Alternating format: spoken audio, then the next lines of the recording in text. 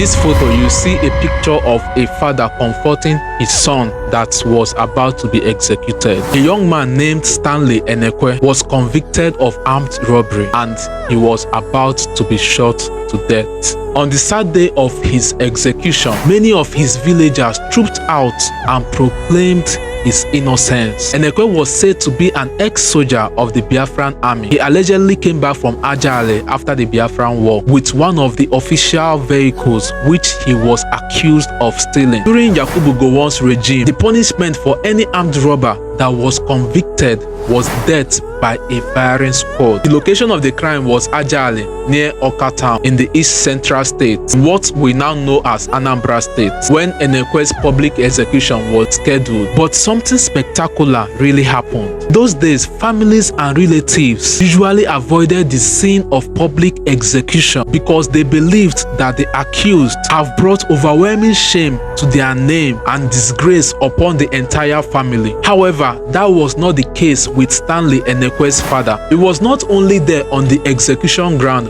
but he was there for his son to the very last. In this sad picture, he is seen cleaning off the sweat on his son's face and giving him words of encouragement, the agony of a father and the demonstration of an unconditional love. Enekwe's father then told his son this word, murmuring to him, "Fear not, the Lord is waiting to receive you." How many of the fathers can go this length for their son?